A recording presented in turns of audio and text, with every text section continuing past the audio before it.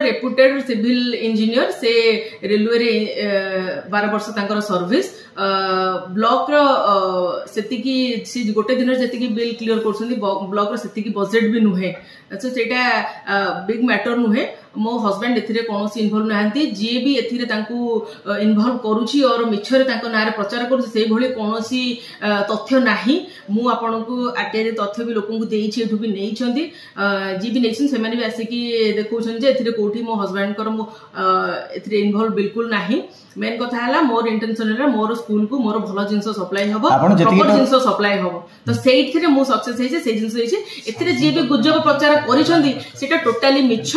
सेटा मिछ कथा जो लोकंकर स्वार्थ पूर्ण होई नाही जो लोक निजे मार्केट कॉम्प्लेक्स घर को सरकार को नीति नियम न थाई 19 वर्षर लीज देइछंती एवं सेई घर को ऊपरे हाई कोर्ट रे केस करथिले मो नारे कंटेम्प्ट भी करथिले सेथिरे से माने हारिला परे जते बेले नूतन सरपंच से घर को ऑप्शन दबा पे की इच्छा करथिले सेथिरे ब्लॉक रो सहायता मागिथिले तनको निश्चय भाबरे ब्लॉक रो सहायता रे से आउथर तक रिएक्शन करिकी प्रकृत हिताधिकार को देले से सब जिंस न हेबा पे की मो ऊपर गोटे चाप प्रेशर पके मते डिमोरालाइज करने मते मेंटली हारास करने से लोक 10 दिन पूर्व मोर समिति मीटिंग चली समय भी से बाहर गाड़ी गुलज करके मते धमक चमक देला जे ई सब जिंस न करबे मते अलगा बहुत जगह मते प्रेशर पकेला जे से मार्केट कॉम्प्लेक्स को री ऑप्शन न करबे एबो ताला न खोलिया पे किंतु से जिंस जतले मु अवमानना कली से आ किछि पाइला नाही सेथिरे से तार पंचायत कोन पेमेंट भी पाइ नाही से सब राग रखी कि मो ऊपर से जणे लोक ए सब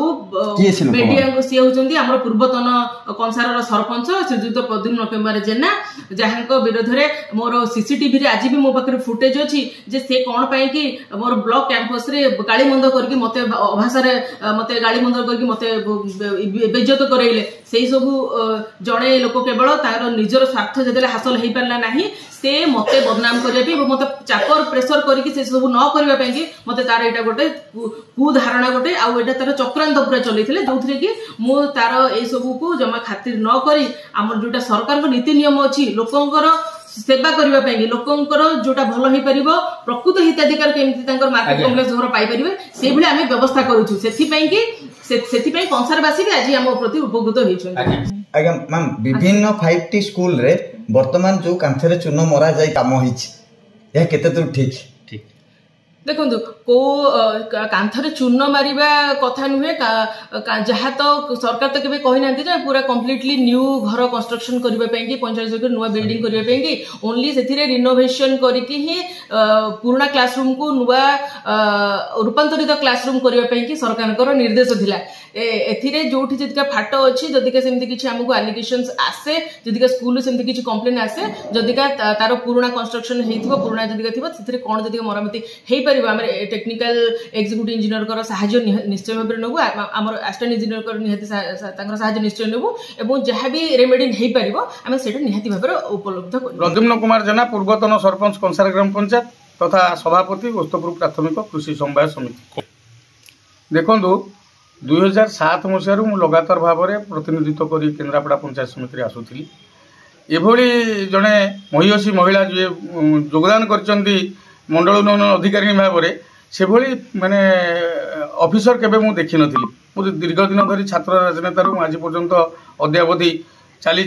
संघर्ष कर चली लोक सहित लोक सेवा नियोजित अच्छी लोक समस्या सामिल अच्छी तेणु जो विवादीय भाव में बर्तमान जो अधिकारी अच्छा मंडल उन्नयन अधिकारी असुविधा जो वीडियो थे सी मध्याह्न जो बसा खाया जाइए सी खाई सारिकी आसी निज प्रकोष्ठ में पहुँचला बेलू देखा बेलू ये अधिकारी जनक सीट्रे बस तेणु एभली भाव में कौन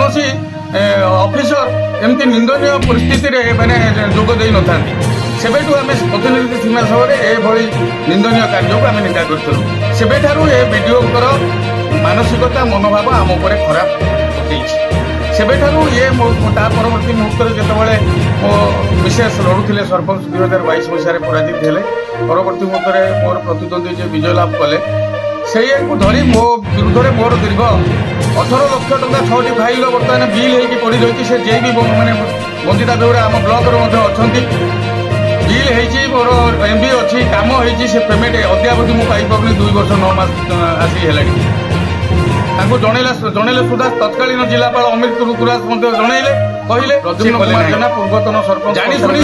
ମତେ କଥାବାର୍ତ୍ତାକୁ ମାନଦଣ୍ଡକୁ ଭାଙ୍ଗିବା ପାଇଁ ଗୋଟେ ଚକ୍ରାନ୍ତ ସିଏ କରୁଛନ୍ତି। ମୁଁ ଦେଖନ୍ତୁ ନମ୍ବର 1 ନମ୍ବର 2 ମୋ ସମୟରେ ମୁଁ ସ୍ୱତନ୍ତ୍ର ଅନୁଦାନ ପଞ୍ଚାୟତ ବିଭାଗରୁ ଯେତେବେଳେ ଆଣିକି ମାର୍କେଟ କମ୍ପ୍ଲେକ୍ସ ତିଆରି କରି 14 କୋଟି କମ୍ପ୍ଲେକ୍ସ ମହିଳା ଅମୃତ ଋତୁରାଜଙ୍କ କରିଛନ୍ତି ନିଲେଶ କ୍ରମେ ମଣ୍ଡଳ ଭିଡିଓଙ୍କର ସହଯୋଗରେ ସେଭଳି ଅଶ୍ୱିନୀ ଦାସଙ୍କର ସହଯୋଗରେ ଆମେ 14 କୋଟି ମାର୍କେଟ କମ୍ପ୍ଲେକ୍ସ ଉଦ୍ଘାଟନ କଲୁ ଏବଂ ଆମର ଅଭିଯୁକ୍ତ ଭିଡିଓ ମଧ୍ୟ ଉଦ୍ଘାଟନ କାର୍ଯ୍ୟ ଚାଲିଛି। ସଂଘର୍ଷ ପରବର୍ତ୍ତୀ ମୁହୂର୍ତ୍ତରେ ଲୋକଙ୍କ ସେମାନଙ୍କ ସମର୍ଥନ କରାଯାଇଥିଲା। ସେମାନେ ଜାଣିପାରି ଯେଉଁଭଳି ଭାବରେ ମୋର ଫାଇଲ ଗୁଡ଼ିକ 6ଟି ଫାଇଲ ଲୁଚାଇଛନ୍ତି ଏ ଫାଇଲ ଗୁଡ଼ିକ ମୁଁ ଜାଣିପାରି ଲୁଚାଇଥିଲେ ଏବଂ ମଧ୍ୟାହ୍ନରେ ଯେତେବେଳେ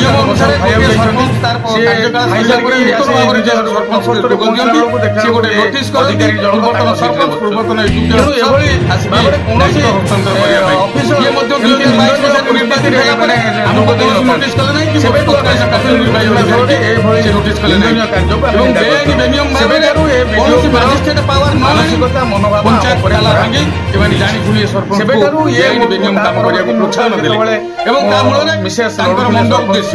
ହୀନ ଉଦ୍ଦେଶ୍ୟ ଏବଂ ପିସି ଲାଞ୍ଚ ଖାଇବାରେ ବିରୁଦ୍ଧରେ ମୋର ଦୀର୍ଘ 18 ହେଉଛି। ତା ପରବର୍ତ୍ତୀ ବିଲ୍ ଅଛନ୍ତି ଜଙ୍ଗଲ କିସମ ବିଲ୍ ହେଇଛି କାମ ହେଇଛି କାର୍ଯ୍ୟକାରୀ ତାକୁ ମଧ୍ୟ ଆମେ ପ୍ରତିବାଦ କଲୁ। ତାକୁ ଜଣେଇଲେ ସୁଦ୍ଧା ତତ୍କାଳୀନ ଜିଲ୍ଲା ବିଭାଗରେ ମୋଟାଙ୍କର ପିସି ନେଇ ସେଇଟାକୁ ସବୁ ବିଲ୍ ପାସ୍ କରେଇଲେ। ଜାଣି ମଧ୍ୟ ତାର ଖୁଲାସା କରି ମୁଁ ଏବଂ ନମ୍ବର 1 ଏ ନମ୍ବର ଅଧିକାରୀ ଗାଡ଼ି ଦୁଇଟି ବ୍ୟବହାର କରୁଛନ୍ତି। ସେ ଗାଡ଼ି ଦୁଇଟି ଟେଣ୍ଡର ଫାଇଲ ଆପଣ ଯାଇ ଦେଖନ୍ତୁ ଅମୃତ ଋତୁରାଜଙ୍କର ଭିଡିଓଙ୍କର ସହଯୋଗରେ ଏବଂ ତାଙ୍କର ନିକଟର ସହଯୋଗରେ କିଛି ହାତ ମାରିଛି କର୍ମଚାରୀଙ୍କର ସମ୍ପର୍କିତ ଗାଡ଼ି ଲଗାଯାଇଛି ଏବଂ ବେଆଇନ ଭାବରେ ସରକାରୀ ଅର୍ଥକୁ ଲୁଟ୍ କରି ଦୈନନ୍ଦିନ ସେ ଯାଉଛନ୍ତି ଡିଷ୍ଟ୍ରିକ୍ଟ ହେଡକ୍ୱାର୍ଟର ଛାଡ଼ିକି ତାଙ୍କ ନିଜ ଘର ଯାଉଛନ୍ତି କଟକ ଭୁବନେଶ୍ୱର। ଏମାନେ ଜାଣି ଶୁଣି ଯୋଉଭଳି ଭାବରେ ମୋର ଫାଇଲ ଗୁଡ଼ିକ ସାଧାରଣ ଗରିବ ଖଟିକି ଆମେ ପଇସା ଯାଉଛି ଏବଂ ଏଭଳି ଅନୁସାରେ କାର୍ଯ୍ୟକାଳ ସରିଲା ପରେ ନୂତନ ପରବର୍ତ୍ତୀ ମୁହୂର୍ତ୍ତରେ ଯେତେ କାର୍ଯ୍ୟବର୍ତ୍ତନ ହେଉଛି ନୋଟିସ୍ କରନ୍ତି ବ୍ଲକ ଭିତରେ ଯେତେ କାର୍ଯ୍ୟ ହେଉଛି କେତେ ଜଣ ନିଜ ଦାୟିତ୍ୱ ସମ୍ପର୍କୀୟ ହାତ ମାରିଛି କିଏ ମଧ୍ୟ 2022 ମସିହାରେ ନିଜ ଲୋକ ହେଲା ପରେ ଆମକୁ କୌଣସି ନୋଟିସ୍ କଲେ ନାହିଁ କି ସପ୍ଲାଏ କାମ ନୋଟିସ୍ କଲେ ନାହିଁ। ବ୍ଲକ ଭିତରେ ବେଆଇନ ଭିଡିଓ ଭାବରେ